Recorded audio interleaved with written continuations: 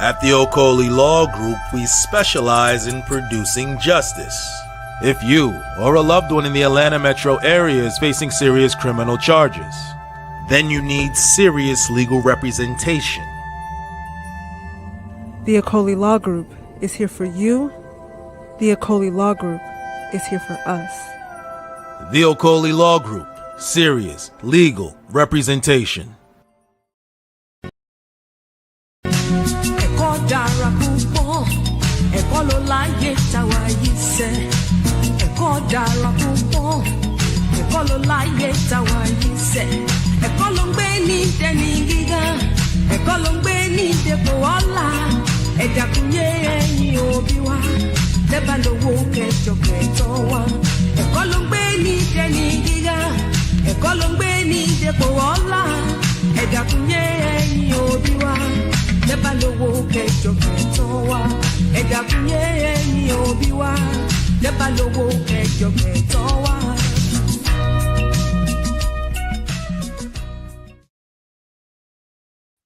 Peace, fam. We are live again. Dynasty Mirror Search for Huru. Thank you all. Thank you so much for joining. Do me a favor as you come to the chat room. Please hit that like button again. Please hit that like button as you come to the chat room. I will greatly appreciate it. I hope everybody is doing well on this Sunday afternoon. It's a beautiful day here in Atlanta. We have gotten past, well, I think so. We have gotten past this cold weather spell, so it's starting to warm up. The sun is out. Supposed to be in the 60s this week.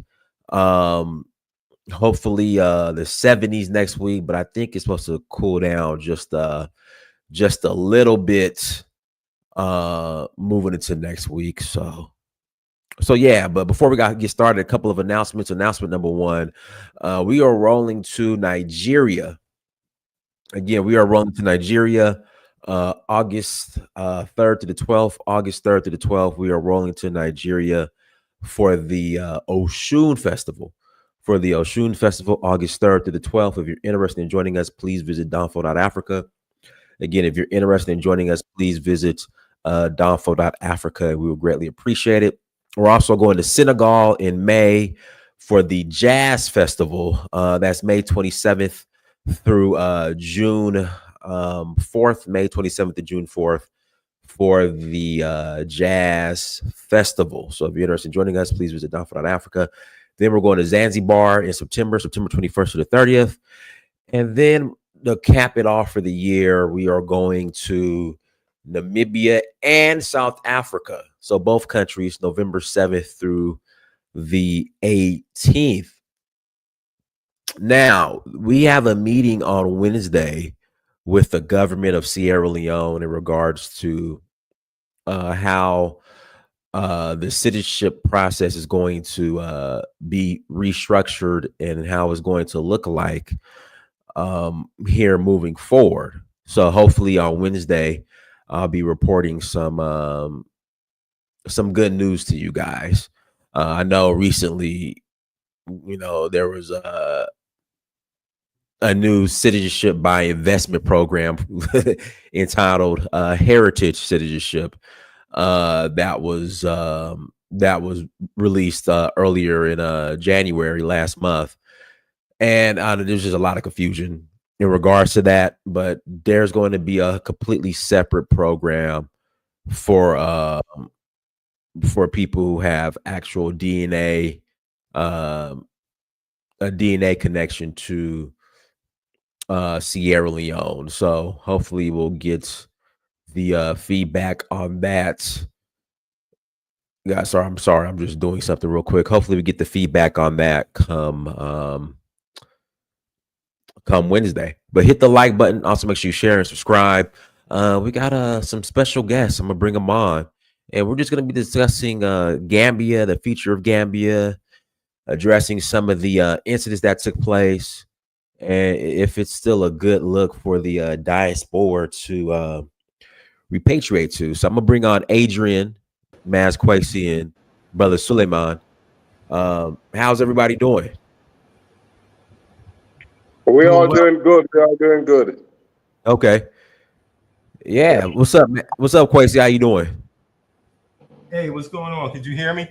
I hear you loud and clear. I hear you loud and clear. Oh, okay, cool.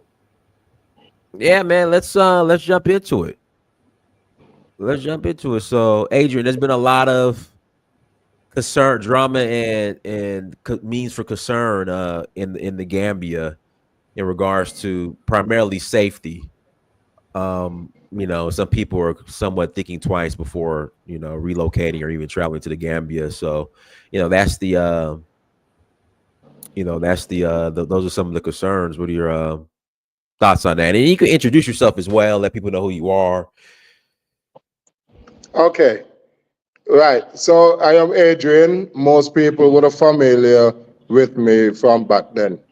Yes, when I used to with Black Sip. But yes, in regards to the safety concern in the Gambia, I mean, on the 19th of January, we had a press conference with the PRO of police where he'll ensure us that they're doing everything in their power to make sure that we're safe here. He also shared with us his number that we could contact him directly just in case of any emergency and we need to speak to someone. Because what he was saying, they are now working on their call center where they're going to have a direct number that you call straight through.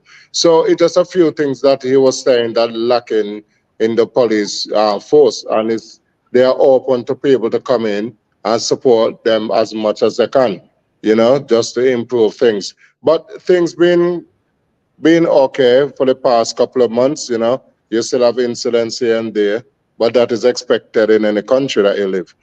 But I think for people that thinking twice coming to Gambia, I think they should just come. Gambia is still very safe. It's still a very safe country.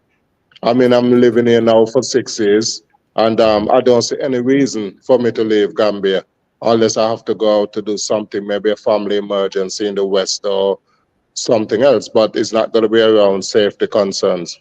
Yeah. I'm Okay. over here sitting with my friend Abdullah Jeng.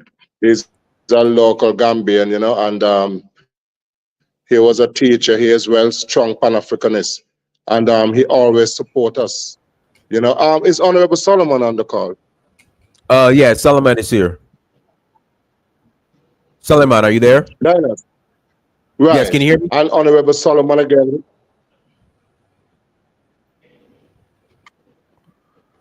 Mr. Solomon, are you there? He's down here, but I don't know if his connection. I guess his connection must be acting up. Okay, probably his mic is mute. No, it's not Okay. mute. Yeah. Okay, I think I see him coming.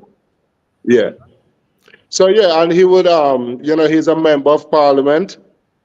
Honorable Solomon, a member of parliament, and he always support us as well. He do everything in his effort to make sure that we are welcome here in the Gambia. But for security concerns, I don't think people should be so worried, And Okay. like I said, the past incidents that happened was, it was down to the employer and the employee. So it's not been good, but it's not like we're being attacked on the street and then being robbed and murdered like that. Yeah. But So Adrian, I would still say, yeah, no, go ahead. Go ahead and finish, and I ask my question. But go ahead. yes. So I would still say that Gambia is pretty safe for us to come back and invest. I also launched my new YouTube channel, and that's Adrian Global Business Network. And I've been showing a few opportunities that people can do here in the Gambia if they want to come here and do any sort of investments. And we will take them through the whole process. And I will make sure everything is professionally done. I will link them with the right people and get it moving. I mean, Africa is our home. Regardless of whatever happened, we got to come back here and enjoy Africa, Right. because they Right. give us the illusion of inclusion in the West. And we know how that go, brother. Yeah. Right. So a question I have, when you're dealing with the situation with the incident with the brother who was killed, I guess from the UK, or he's from the islands. Where is he from? Recently, He was from England. he's from him, and then the sister, the lawyer, her name, Mrs. Help me out, Shakina. Shakina. Shakina. Shakina, Shinadu, yeah. right? Right. It was incidents where their employees were the ones Yes. committed the crime. Like Yes. how do we avoid that? Like Right. what would you recommend as far as because you create opportunities for people, then they turn around and literally kill you.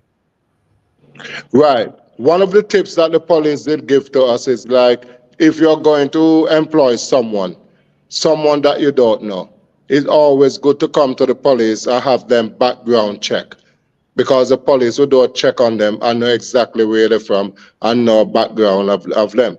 Like, as what they were saying as well, a lot of people is coming into Gambia illegally through the Right. back way. Some of them is coming from different parts of Africa. And, sometimes when the border, when things happen and people get inside, you're not sure who they are. So as long as you take those people to the police and said, listen, I want to employ this guy. I have no record of him. If you could do a background check on him, and if the police could find anything, they would give you the best advice. If there's no history on that person, then they would advise you accordingly. Okay, cool. Quasi, you wanna add something to this, Quasi? Oh yeah, definitely. I would like to first thank Adrian for having the courage to come back after a few years to to be a leader within the community, because we need leadership. We need proper leadership, and I want to take a deeper dive into the situation, because the ones who have came over with the first flow, we should have laid a foundation to make things safer for other people. Mm-hmm. One of the things that I was doing back then is, I was training, I was taking people in, I was training them, I was vetting them. And then when we had people that were coming over that were investing, I would pair them up with different individuals. Okay, take this sister out to see this land, or take them to open their bank account, So we have to create an environment for our people to come. If we're truly brothers and sisters, right? We have to create a foundation for that hereafter. So when people come, if you're my brother, you're gonna come and you're gonna stay with me. You understand what I'm saying? And that might not be the case all the time, but however, we see the necessity of us being a tribe. Okay, we have to have a tribe. We have to have a tribe mentality, and we have to put in safety nets for people that are coming over. One of the things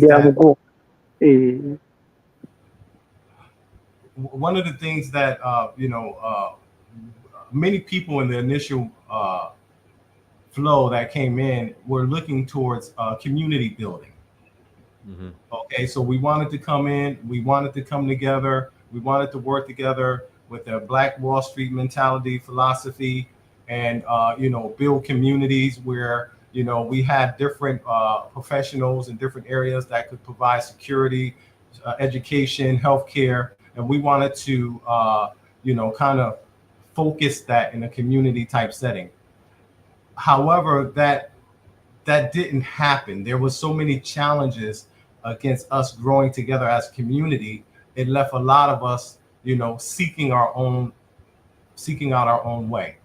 And what happened with that is that now you have somebody coming over and they're saying, hey, I don't want to, I'm just going to do things on my own. And then, they're hiring people and getting involved with people. They don't know where they live. They don't know where they came from. They can't tell a Liberian from a Sierra Leonean, from a Gambian, from a Nigerian, right? So they don't know who they're dealing with. And as we have seen, this has been very detrimental to our community. And unfortunately, we have seen casualties as a result of not being our brother's keeper. Okay, I think the Honorable Suleiman is on. Mr. Suleiman, you there? Yes. Yeah. Assalamu alaikum to my brothers. Yes. Hello. Greetings from Badibu. And I'm really glad to be part of your program. Thank you. And I found it so much interesting, so much touching, so much progressive. And I salute all your able panelists, you know, and I also want to join you to share my thoughts, ideas about Africa, the continent, Yes. and our people as Africans too, both at Yes. home and diaspora. Okay. Thank you. Anything you want to add? Yeah, right now I want to talk about youths and agriculture. How can we empower youths? Okay. And how can we transform agriculture? How can we recognize them as producers? Because Okay. for far too long, we call them farmers, which is derogatory to me because farmers have no status in Africa, and these are the people who produce food for us, So it's high time we recognize them as producers. We committed to add value to their products. And therein, we create employment, we fight against hunger, and ensure that there's food security, food on the table. And most of the people who are old and they still venture into agriculture, what do we have for them? How can we motivate them? How can we have a retiring package for them? I think these are some of the thoughts as young Africans, as people who try to, move forward. We need to think in that direction. The old people, how can they graduate? How can they retire? When they retired from agriculture or farming, what do they have? So these are some of the things. As I'm talking to you, I'm right away, in my hub, we call it Bunny Farm Hub. So this for youths, it's for all people. We learn about traditional medicine. We learn about traditional crop, traditional food. We do ram fattening. We have birds, chicken, our own traditional local chicken, which is different from the imported ones. So I believe we can do a lot, if we come together, because knowledge is powerful. Once we are equipped with knowledge, we can be independent. Independent without economic independence, political independence without economic independence is still useless. So I believe, such plan.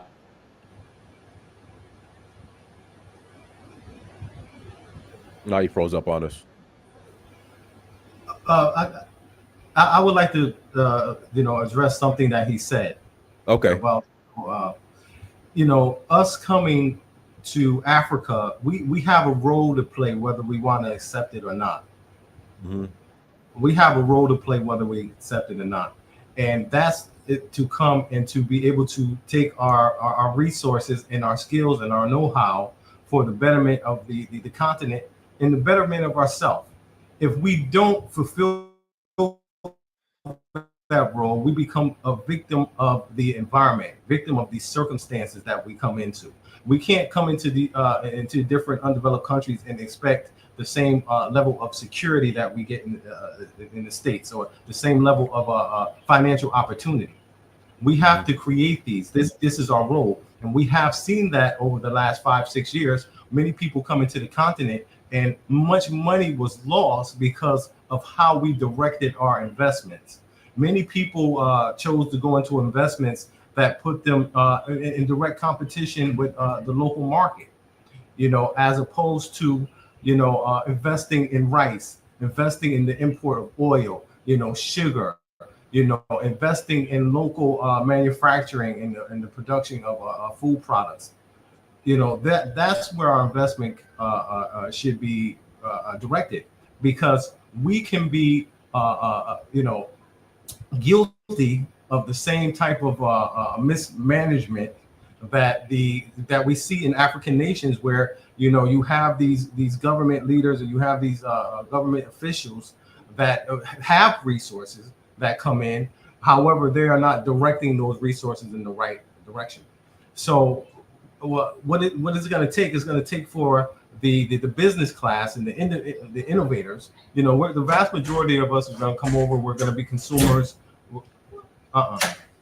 Hey, the vast majority of us going to come over as consumers, you know.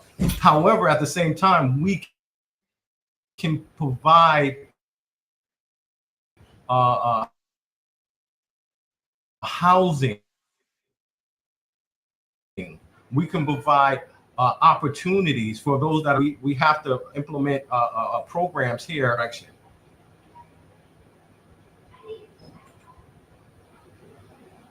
you guys still there? Yeah, we're there. Yeah, froze up a little bit. Okay, how much did I freeze up? A lot. We lost you after housing. You said provide housing, then you got froze up.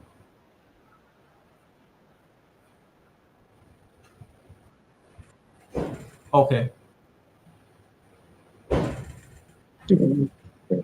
Okay, Adrian, are you there? Yeah, Adrian's here. Yes, Go ahead.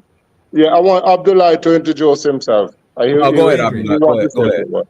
Yeah, greetings to everyone. My name is Abdullah. As well, what Adrian said, we have been, working together in trying to bring so many things together, which has never been easy. Like when we talk about Pan-African, African is one of the most difficult thing in Africa. So the first thing, the questions you were asking, which my brother Koishi and Adrian were trying to address, is about security issue. I think one of the thing people need to do first step for security issue, whenever you are coming to an Africa, you are coming to a different place, a different culture, different tradition, and with a different environment, and with different mindsets with the peoples here and there.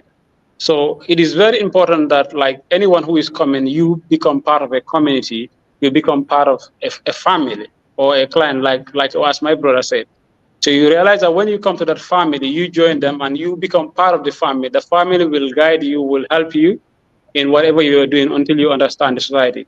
But sometimes also we have this issue whereby some of our brothers and sisters, you come from the West, and still now, you want to behave like somebody from the West. You want to do things like the way they do it there, which they find it very challenging because you don't know the people, you don't know the environment. So it's always important for we to have a system whereby, I think that was one of the reasons why Adrian and others, they try to establish the court. So whereby people would come, when you are reallocating to a new country, it's not easy. You always meet different people, different environment. So it is important that for you to join a family, we have a proper system whereby this system will join you in a family, and that family also will make sure will take care of you until you understand the place and you know how to do things. So the other thing also, like my brother was talking about, Brother Solomon, he is also a politician, well known in the country. Agriculture, it is a very key thing. So when we're talking about independent, we cannot say Africa is independent until if you have food sufficient. You realize before the Second World War, Africa used to feed the Europeans, and so many people in the West, because Africa used to be their colonies. Africa was part of the British colonies and French and all that. So before Second World War, Africans have been providing them food. So you look at in 1960, what the Europeans did. These people, they were fighting one another, and they realized that while fighting, they cannot progress.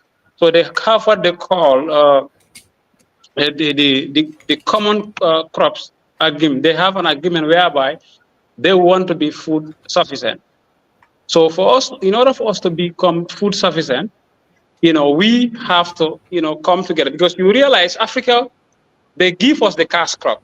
And one of the reasons why European government decided to give Africans cash crop, it was that they wanted Africans to grow this crop, sell this crop, so that they can get some foreign exchange, whereby we can use that and service their debt. Because if you are familiar with what they call the Marshall Plan, and the Marshall Plan was when, after the Second War, when they decided to give foreign money to Africans, and they wanted Africans to be paying this foreign money. And one of the ways for Africans to do it, they give us what we call cash crop.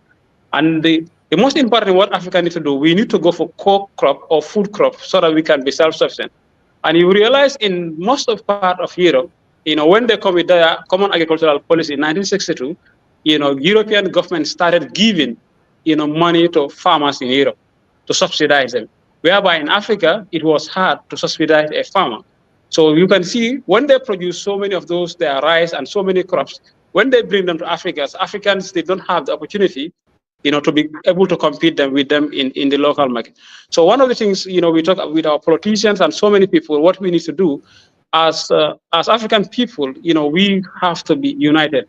We have to come together whenever we are bargaining with the Western world, so that we come as together, with one voice, one people, and then that will help Africans for us to bargain, with the Western people. Okay. Hello? Yeah, we're here. No, and I'm gonna put the link in the chat room. If anybody wants to call in and ask a question, you're more than welcome to call in and add to the conversation. Again, if you want to call in and ask a question, you're more than welcome to call in and add to the conversation. Adrian, how's the citizenship initiative working out? Any movement with that? No, not at the moment, but Okay. I have some plans in process. We're also working with the State of African Diaspora. That in itself is a government within the 6th region. And Okay. they have they want me to roll it out here in the Gambia. They had assist Benin in the one that Benin just done. I think Benin now giving out citizenship to the diaspora. Yeah, but it's not. Well, Benin is still not. Well, Benin is still not. It's still not official with Benin. Okay. Yeah. Because I was just there and nobody knows anything, and the typical about that. Okay. Yeah. Unfortunately, but I even have another brother in Ghana. He's doing something called a birthright certificate. But what I would do, I would try and invite him on your show so he could explain in more details. Now, basically, what we're trying to do is to separate the economic migrants and people that leave Africa by their own will to us that was taken, because that crime has never been resolved. So we want to do something for the African descendants, that have lost everything through the transatlantic slave trade. Because I think it's only right for us to come back to Africa without going through so much red tapes. Because again, we're coming from a crime that was committed against us. Right. And the West have never really done anything, in terms of giving reparations or repatriation packages for us to return home. So these are things that we are looking into. But the birthright certificate is a quite good idea. It is now with the Ghanaian vice president. I think they're looking at it, and then he want me to do the same here in Gambia. So with this but all of this information. I'm saying, with the certificate, what does that do? Well, what he was saying is that like us that was taken in the enslavement, is that we should be able to come back to Africa, where they give us like a certificate for us to live anywhere we want in Africa. We're gonna be abided by their rules. But if I want to go to Ghana, I should be able to go to Ghana with this certificate and be accepted as a Ghanaian. But I will get him to explain more in details. What he is about. And all this information going to be provided on Adrian Global Business Network. That's my YouTube channel. Do me a favor, put a link to your YouTube channel in the private chat, so I can put it in the main chat. So in the private chat, if you put a link to your YouTube channel, I could put it in the main chat. So guys, links in the chat room. If you want to call in, if you got a question, if you want to call in and add to the conversation, you're more than welcome to call in and add to the convo. Love to hear your guys' input and get your guys' feedback on the conversation at hand. Again, if you guys want to call in and add to the convo, you're more than welcome to call in and add to the conversation. So link is in the chat room. Click on the link, and you're more than welcome to jump in. What else is coming down the pipeline for Gambia as just in general, like anything? I haven't been. Last time I was in Gambia was 2021, maybe. 2021, I believe. So what What's new? Anything change or? Well, if Gambia, just like the other African nations, is undergoing tremendous amount of development. Okay. So you have buildings going up. You have commercial, residential properties. Everywhere you look, everywhere you turn, you have these projects, new malls going up and things of that nature. So there's a huge amount of development taking place here in the Gambia. And Gambia is the smallest country in Africa.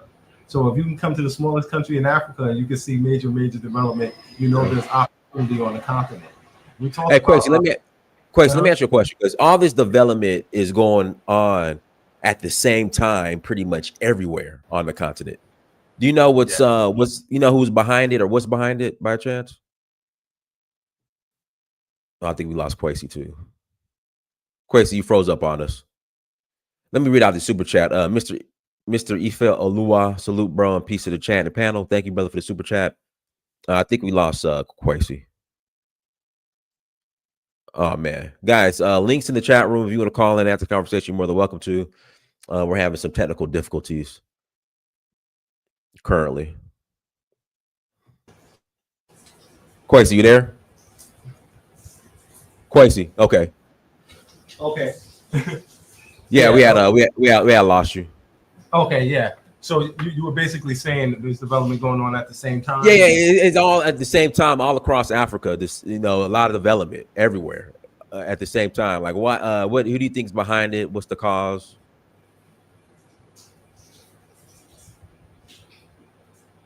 Okay, I missed the last statement.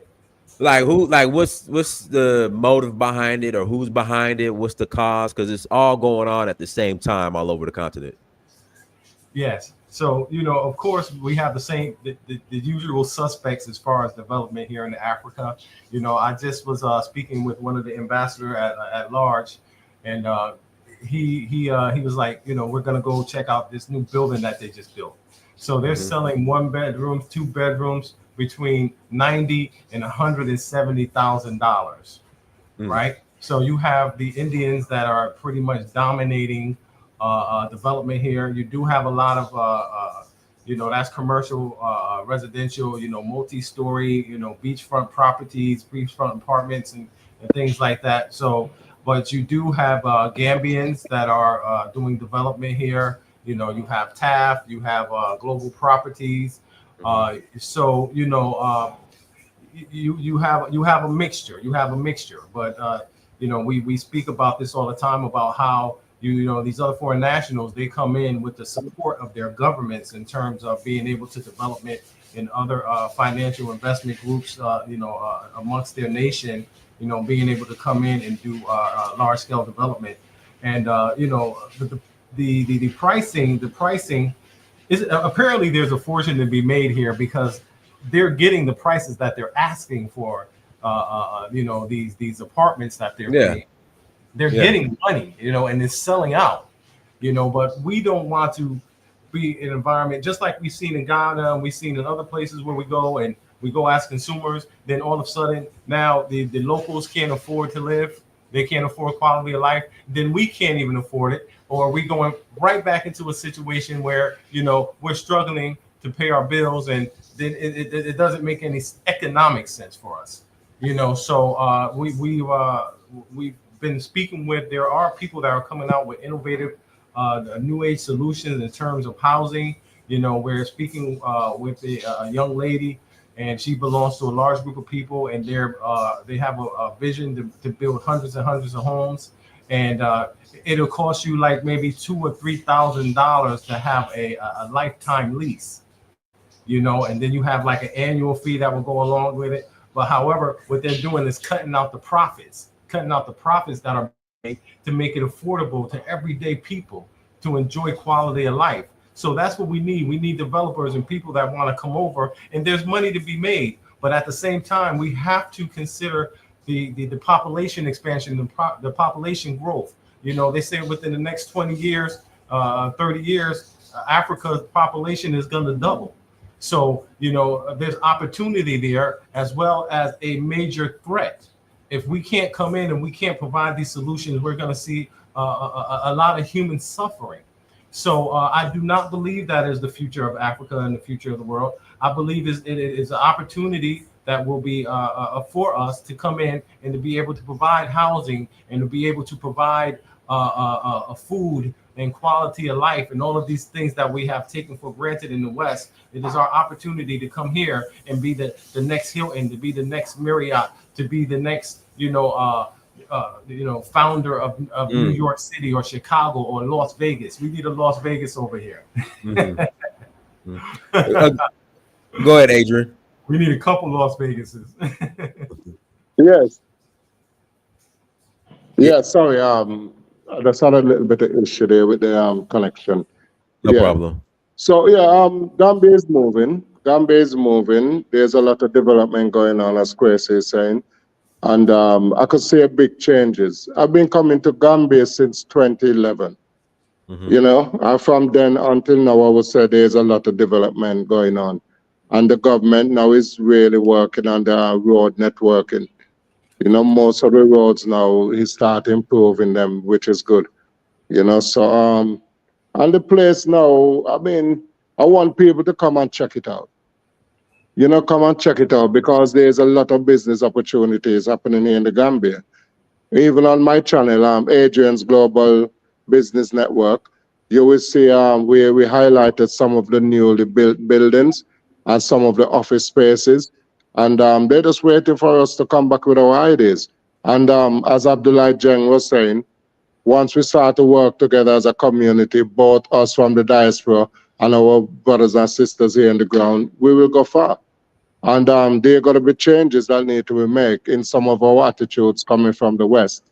We know we got to adjust ourselves a bit to cope with the different culture. I mean, no point that some of us coming from America and stay just to Americans is not going to help. I mean, us from England, us from America, the local people, we got to get back under the mango tree and reason. We got to talk about our experiences. Oh, we lost him.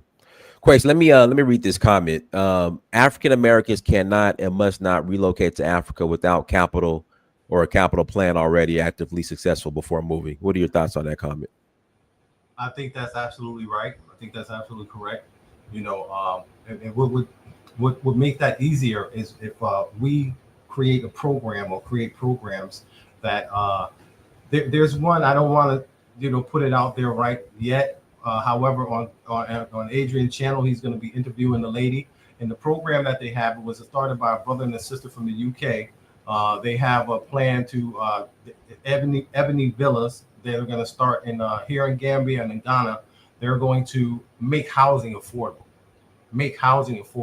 So through this development project, a person will be able to buy a lifetime tenant lease for the project, for the apartments or for the villas, for $2,500 and something really reasonable annually. So someone coming on a fixed income, they will be able to afford it. They will be able to be in an environment that's to our standards in the West. And, most importantly, there will be an environment where there will be top flight security, and which is most important is that we're in a place where we can, be able to watch each other back and we're not isolated, and opening ourselves for attack. Okay. Go ahead, Adrian. You were saying something. Yes. So that is what I was saying. It's just that when we're coming back to Africa, we got to prepare to sit with each other, learn differences, because if we don't get our house in order, it's not going to work. I mean, I've been watching you over the years, Dinas, and I see that you're not doing this for the money, you're doing this for the heart and the love that you have for Africa. I could see how you move around Africa, how you showcase the African culture. And, the job you're doing is so important because those are the videos that actually get me to actually come back to Africa. When I see you, Watermeyer, African tigress, it made me not wait. We have a continent here that have everything. Why are we in the West suffering? Because without Africa, the West will never go. The West need Africa more than Africa need the West.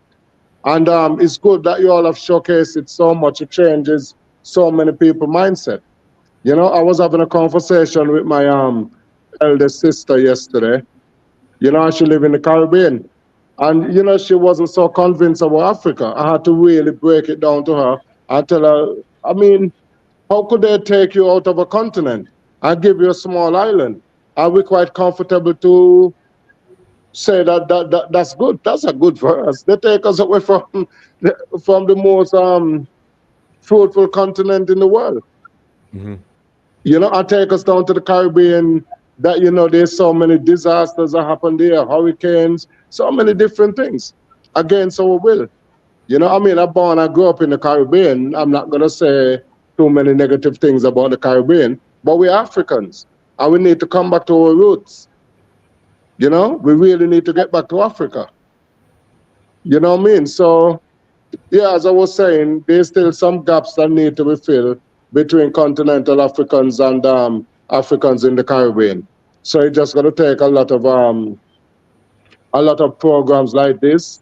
You know, maybe some of us that came from the Caribbean to go back to the Caribbean and explain what Africa is. You know, because it would be good if we could get direct trading from Africa to the Caribbean, from the Caribbean directly to Africa. So we start work together properly as brothers and sisters. You know, but there's a lot of work for us to be doing. You know, Abdullah, you want to say something else? Yeah. That's as you say. Normally, always developments come with challenges. Mm. And then you see Gambia recently is one of the countries, which is developing so rapidly. And the moment this kind of thing is happening, with all the repatriation, the media outside here and there is all focused on Gambia. So things like this, are bound to happen, but they are normal. But that's why, people has to be cautious. And then, Gambia is still one of, the easiest country to navigate and one of the safest country in Africa. Still now we maintain that, with a lot of tourists coming, booming tourist sector. So it's just about, union, is one of the biggest problem of Africans, because we have been divided, we have been separated for so many, years. So we have to come together, we can have our differences, but like we have to start forming communities because Africa is the future. Africa has the youngest, working population. Even the Western world know it. So now we as Africans, so many of our brothers and sisters in some other African countries, we're trying to push away the French, push away the British. We want to get back home. We want to take back our continent. And, if you want to take back our continent, sometimes,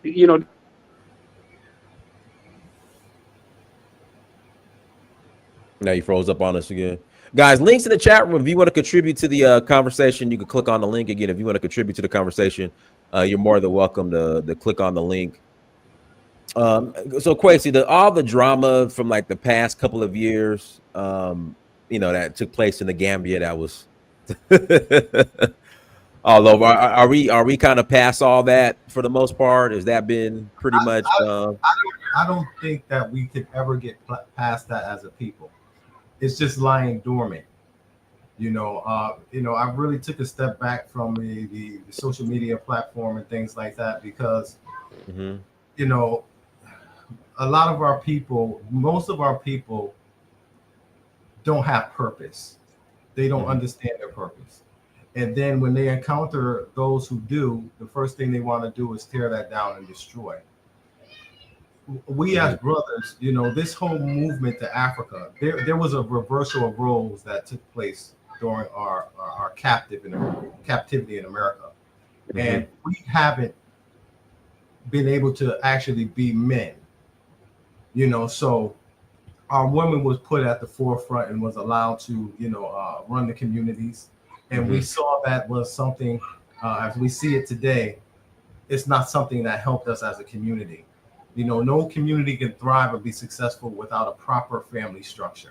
They undermined the situation so much that, not only, you have a lot of perversion that's taking place in America with Babylon in terms of the family, and the family dynamics is no longer what it was naturally intended to be.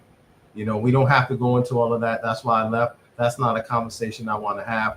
We came back to Africa so that we can reclaim our manhood. However, we bring with that the trauma of 400 years of servitude slavery, right? Quincy, can we still, I guess, leverage the trauma excuse, the slavery excuse in 2025 for our people acting out? Well, we can't, because we know that knowledge passes on not only from oratory, from following generations, but through DNA. So we're still experiencing trauma through DNA for hundreds of years of being conditioned. And when you see the effects, like, hold on, let me see. When you see the effects, right, you can sit down and you could be having an intelligent conversation, right? Most of this falls on deaf ears with our people, and they don't see that. All they see is that, hey, this is, we don't want to hear that. We don't want to hear the positive, and our people reject positive. We reject intellectuals. We reject our own solutions. You understand what I'm saying? So if you take those people and you uproot them and you put them in an environment where we are coming, and this is supposed to be a renewal for us, you're going to deal with that trauma, and it's unescapable. So I really stopped promoting for everybody to come here. Only the people that are business developers need to come here, because we have a role to play. Mm-hmm. And we've seen what happened when we had many people came over, and they was just so excited to be able to come over and be in the spotlight of what was taken here in Africa, because in America, you're not getting a lot of attention, so they came over here and they did everything wrong. They did everything wrong, from their interactions with their brothers and sisters that was here. We don't respect each other. We can't go nowhere like that. If you're not respecting your own people, that where you're coming from, that's your own tribe, those who are who have paved the way, how do you think you're going to get respect from the locals? Right.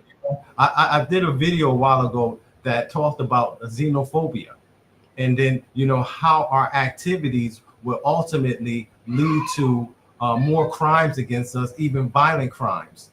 And then you have people that's out promoting their own agenda here, that's saying, "Oh, Gambia's safe." That's not true. But look at the trajectory that we're on. Look, we have to sit here and we have to talk about these deaths, these unnecessary deaths, two murders that we know of, 4 or 5 people that died under mysterious circumstances. Yeah. Right.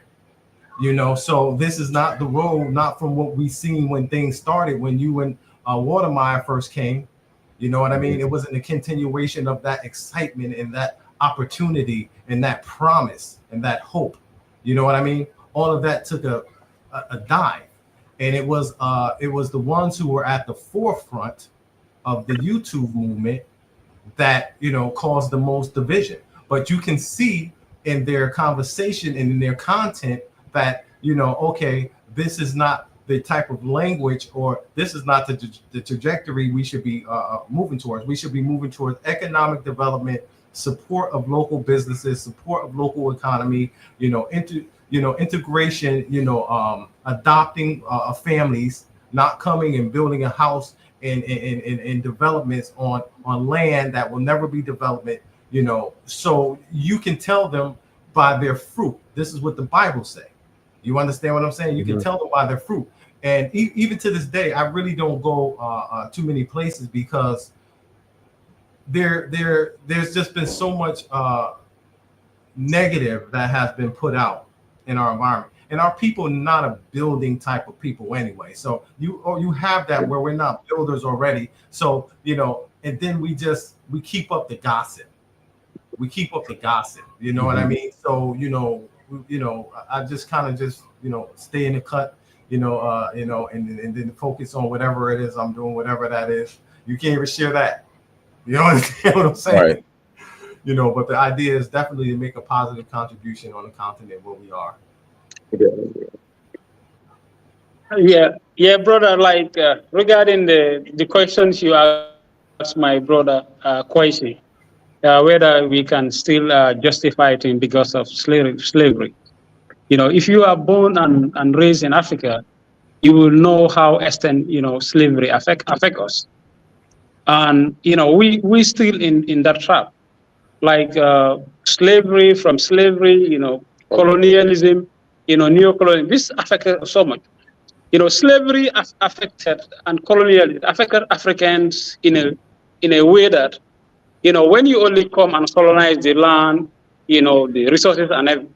But even the minds of Africans have been colonized, like as you were saying.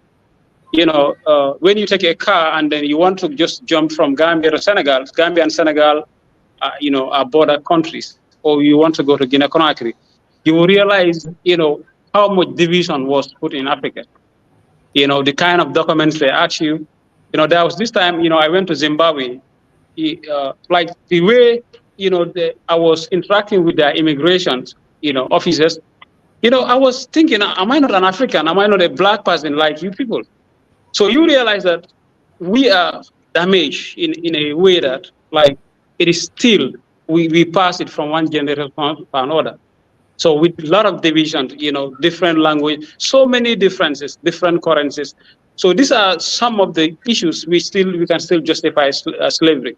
And what happened, you know, data also have shown that, you know, you look at how much money is taken from Africa every year into Western countries. You know, they will be telling you that we give a lot of foreign aid to Africa. You know, we give a lot of debts, we give a lot of money to Africa. But it's not true. When you look at the data, you will see the reverse of that. You will see there's a lot of money leaving Africa going to the, you know, to the Western world compared to the money which they bring us in the form of foreign aid and, for development. So Africa still has the problem. That's why you see, right, look at Europe. And right now, the defense of Europe is on America. And China also produces most of the food they eat in Europe. And this is what Europeans are trying to fight. So, and Africa was one of the places whereby, you know, they get so many of the materials or so many things they need. And now we Africans, we are saying to them, look, this is enough. You know, you have enslavers, you know, colonizers, and this is enough. You know, we want you to leave our continent.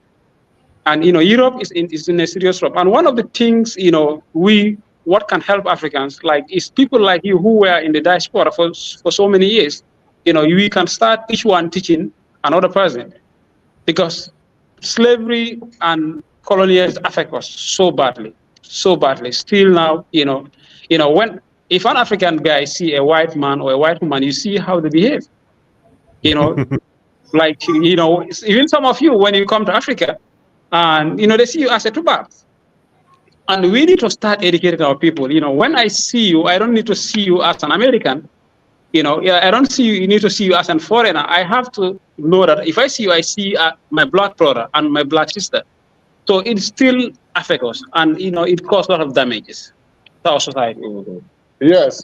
Well, slavery is what brought us in the here and now. So, and as I was saying, most of our ancestors passed down the trauma. But we don't want to keep stuck in that frame of mind, because every generation always blames the one before. But one generation must take responsibility to change things around. And now, if you look at black people, now we have economic power. Because when I do a search on the spending power of black people in America is high. So imagine that we start keeping that money in our community. What can we do? There's so many things that we can do with that money. And in order for us to break these barriers, we got to start to empowering each other. So when we do come back to Africa, some of us come back with a different mindset. And sometimes our brothers and sisters, they don't understand it. They might sometimes see us as tubabs. Sometimes the way some of us behave. You know, so even these are the things that we need to be looking into. How we gonna do things when we get back to the continent? Are we gonna behave like we're in the West, or we need to come here and adjust to the culture?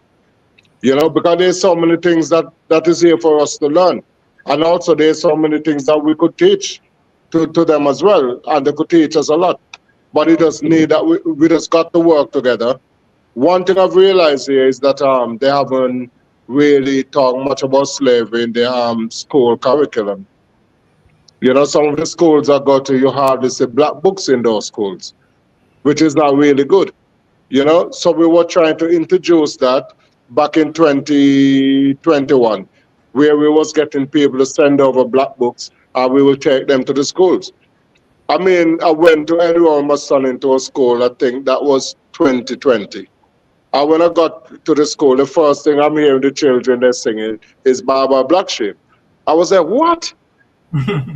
That song in Africa, Baba Black Sheep have any wool. I was like, no way. I had to go to the head teacher and said, no, they banned this in Europe years ago, in America years ago.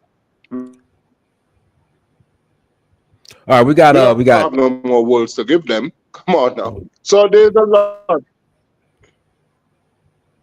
Guys, hit the like button. If you're in the chat room, please hit that like button. Link is in the chat room if you want to call in. There's somebody it's just a lot of work we got to do on ourselves.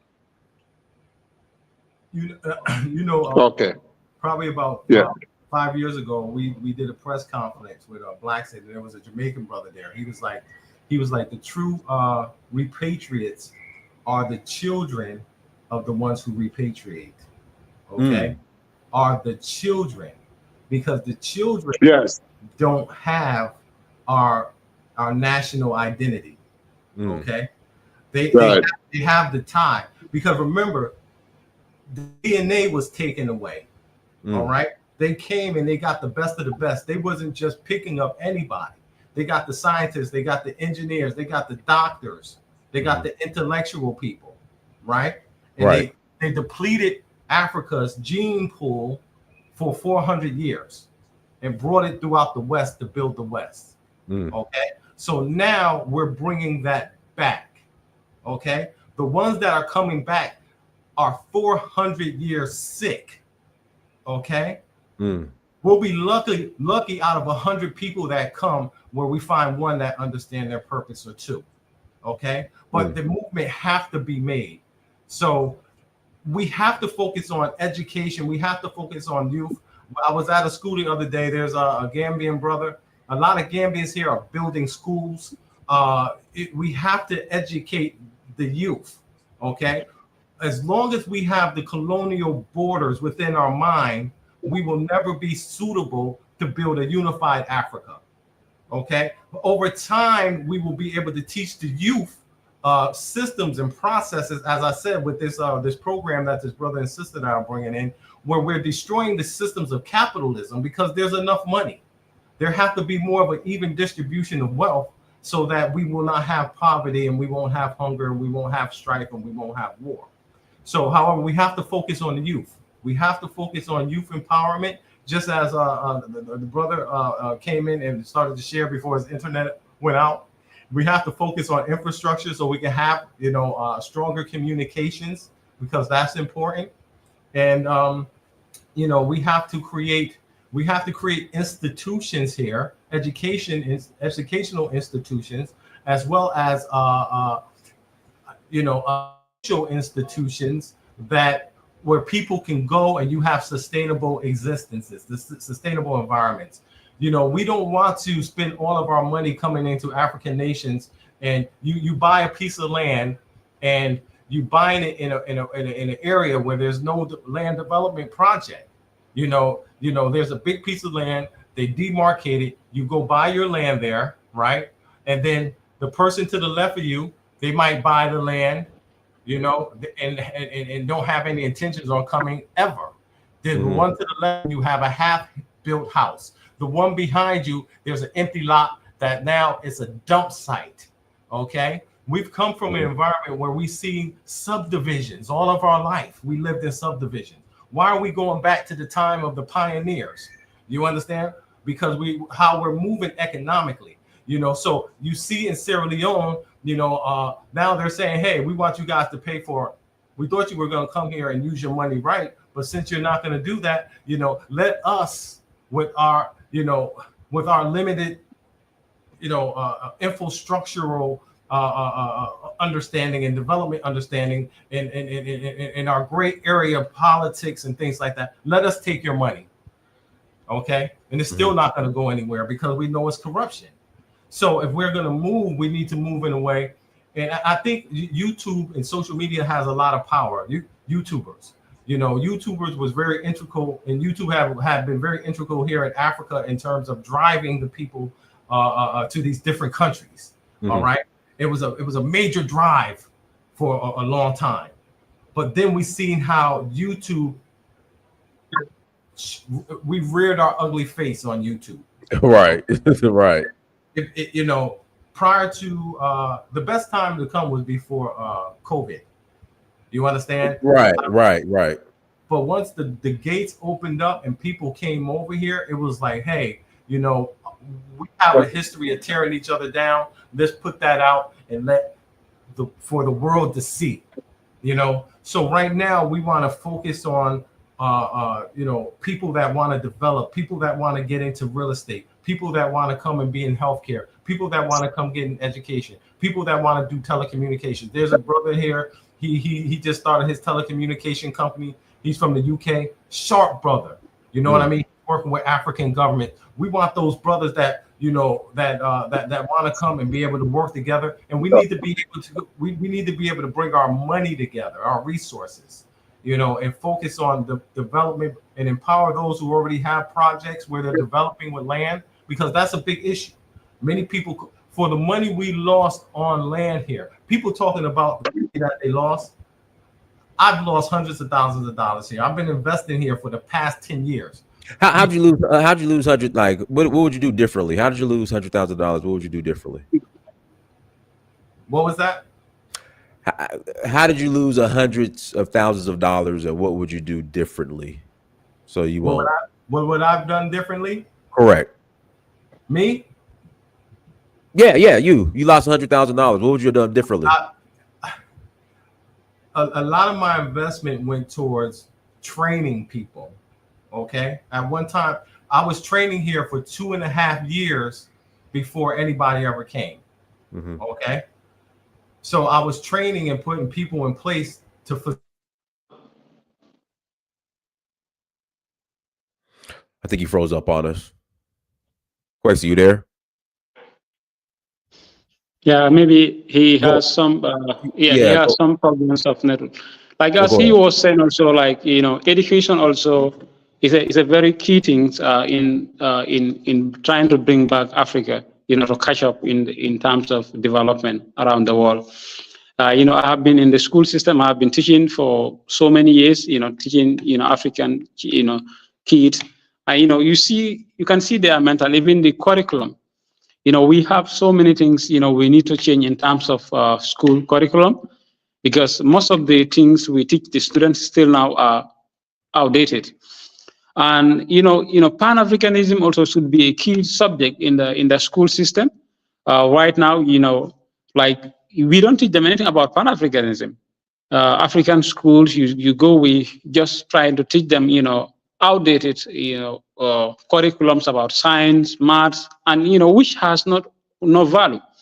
All right. You realize that with most of the resources we have as Africans, I was having this conversation with Adrian, and I told him this: look, easy, gold, silver, diamonds, these resources, oil we're talking about Africa have, it cannot change Africa unless we learn and know about them. And, the people who bring these education curriculums in Africa, they know why they brought it. They did not bring it for development. They just bring it so that, they could be able to facilitate and communicate with the people in Africa so that they will have an opportunity how to take our resources. So curriculum system need to be changed. And, this way also the diaspora will come. So you have so many engineers, so many people with a lot of experience in the diaspora. The other day I was having a conversation with also one brother from America. These people have a lot of experience. He was in America almost for 40 years. So when they come, they start like train people, about certain things about technology and also about education and so many things, teaching kids, training youth. This also will really help Africa. Like as he was saying, YouTube, have fucked up a lot of things, whereby, it was all about fighting, one another, wherever you saw everybody is trying to create a content, about somebody you want to grow through someone. So I think we have to, come back to Africa, no matter what is the case. We have to come back and be together, trying to help our continent. Right now, you see, the division going around, between, the world superpowers, Russia, China, Right. America. You can see the kind of development. So with the BRICS coming in, this is an opportunity also Africa can take and also speed up. Because right now, everyone of this of this continent, they realize that without Africa, we cannot get our target.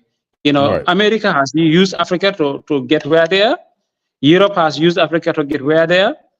And you see the Chinese are coming, the Indians are coming, Russians are coming. This is high time for Africans to come together. We unite and also come up with our own bargaining chip. So then, okay, this is we tell China, okay, you have your technology, you have this, we need it. We need electricity, right. We need this, but this is, we come as a union. This is what we need. We don't mind, we can also give you our resources, small, but this also you have to do.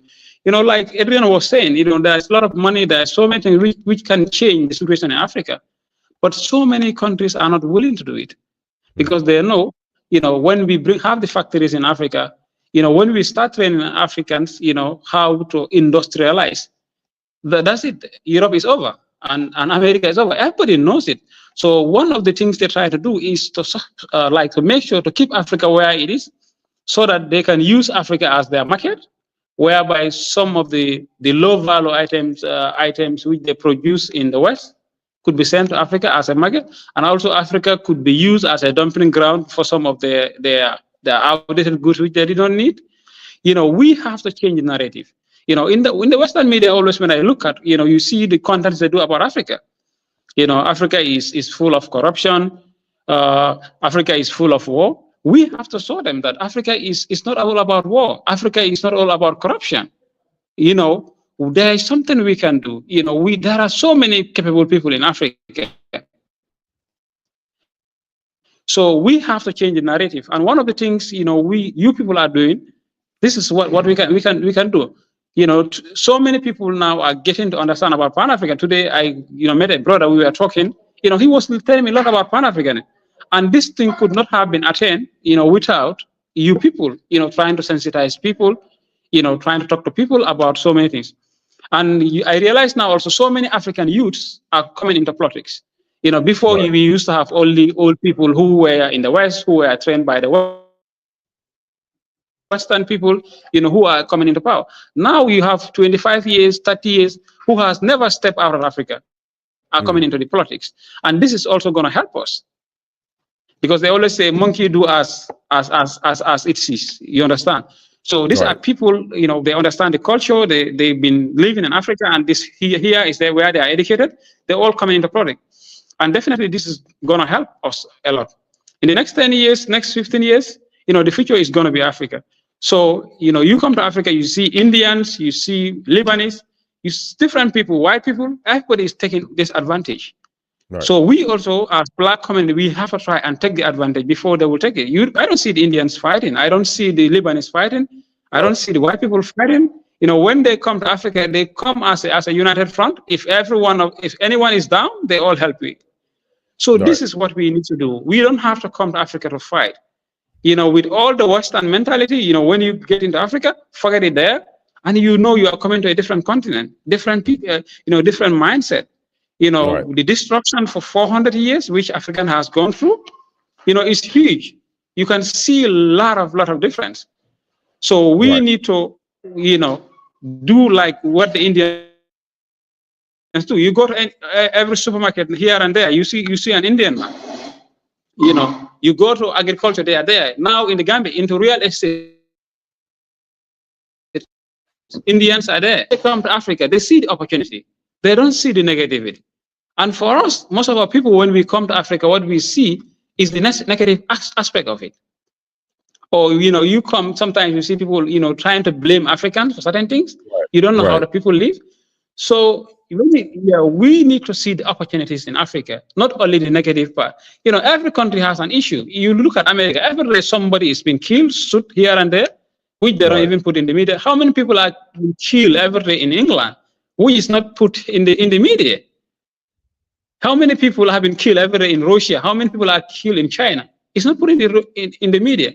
But when they come to Africa, we have to focus on the Pan-African aspect of it, and forget about the negative aspect of things. That will not take us anywhere. Because we've been taught how to fight one another. This is what they do. When the white people came to Africa, or let me say, when the Europeans come to Africa, even the tribalism which Africa is going through, they have an impact because they rule us. I'm a Fula, right? So they rule us as Fulas, they rule us as Mandinkas, they rule us as Sarahules. This is what they do. They divide us into parts. So we have to, without a union, we cannot do anything. You look at, Burkina Faso right now, Ibrahim Traore. You look at Mali. They have the Sahel state, and these are the kind of things we need. I think I can urge most of the African government, we join hands with them because they're trying to liberate their countries. In the process of liberating their countries, the Western people or the Western governments are trying to lecture them about democracy. Most of the conferences, when Africans go to international conferences, they don't tell us about how to unite Africa, how to industrialize Africa. No, they're teaching us different stuff. Right. They tell us all about global warming and certain things, which Africa almost contribute nothing because we are not industrialized. We are not So instead of trying to give repatriation for Africans, at least, or tell Africans we are sorry about the damages our ancestors has done to you, or they never do that. How much money is being sent to Ukraine by America and Europe, to go and fight Russia? A lot of money. This money could have improved Africa, which they have destroyed Africa for 400 years. How many wars were waged in Africa? Africa is not compensated for nothing. And then instead of giving Ukraine all these billions of dollars, to fight their enemy, at least even, let's say 10% of that money could have, improved agriculture in Africa, and also at least could have improved technology and certain things, in education. This could have been very useful money. So for us to move forward as people, we have to come together. You see, the moment we come together, we have more people, we have more power, because a small country like Gambia, for 2 million or 3 million people, you cannot industrialize. It's not possible because the market is so small, and the people are so small, the resources is small. But the moment we come as a West African, state, and we come our own bargaining chip. If you talk to China, they will listen to us because this is a huge number of people, huge resources. When we talk to America, they will listen to us. And if you talk to Europe, everybody you talk to, they will listen to you. And then you can have a power on the way of bargaining. But you have, 54 countries divided into small, tiny countries, very divided. And then you want to go as Gambia to bargain with China, or you want to bargain with America, the results is not going to be good. But if you go as 15 countries, 20 countries, African countries, to bargain, this is going to improve the livelihood of Africa. You look at EU, one of the things, you look at one of their objectives, what they want to achieve, they have everything is written on the books, everything is well written. But I'm surprised when I realize most of the money which come to the African Union come from the EU. And EU will never fund what is going to unite or help Africa to move forward. You look at how much debts Africans are having every year in, year out. We African governments are indebted in a way that we have a problem. Instead of whereby I was going to say we have a caller on. Let me unmute him so he can ask a question. 2 Days World. Unmute yourself. Hey Prince, how are you doing? I'm good. How are you? I'm well, thank you. Go ahead. I just want to ask a question because we have all of these problems when it comes to the farmers. I've been listening since. When it comes to the problem of the farmers, the industrialization, and the housing problem or construction problem that we have within Africa. My own thing is, how can we come together as a nation? Like, we have all this problem. Let's figure out the solution. Like, how can we come together? Let's bridging the gap of African Americans and Africans within diasporas, more specifically I always say West Africans and African Americans, because that's where you guys come from. So how can we bridge the gap and they come together as one rather than individuals? You want to answer that, Adrian? Yes. Okay, that's a very good question, and as I was saying before, when we get back to Africa, we got to sit down together and learn all the differences, different cultural aspect of things. And we also start with personal development. So some of us need to be developed, and we also need to have patience with each other. Because sometimes, like if we're from England, we might think that, oh, I only could get on with people from England. But no, we got to start getting on with people coming from different parts. Like America, if someone is coming from another country in Europe, we got to sit back down here with the local people. All of us are combined, all our cultures together to get back to it. Then another thing that affects us is that we don't really have nowhere that giving us any financial backing. When you look at the Chinese or the Indians, they're coming. I think we lost him. He froze up on us.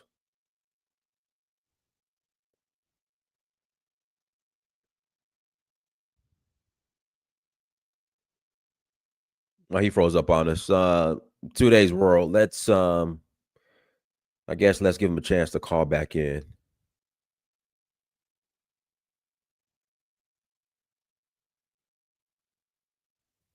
Adrian, you there?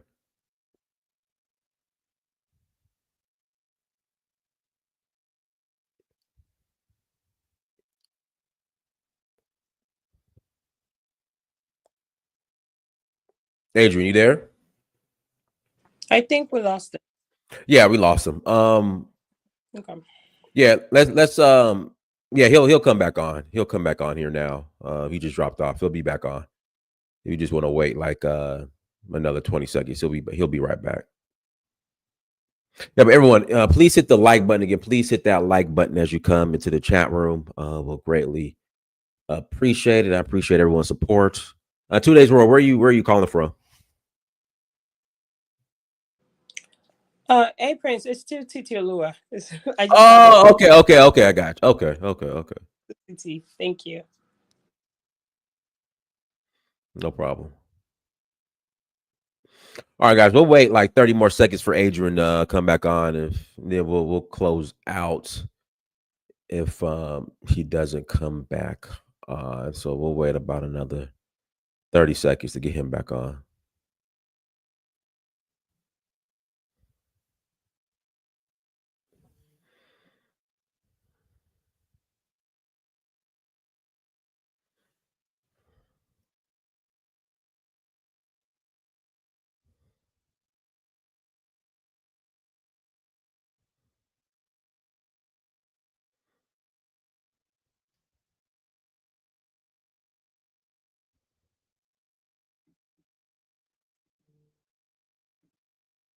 All right, guys, we'll go ahead and close out. Everyone, thank you so much for joining. Like, share, subscribe. Until next time.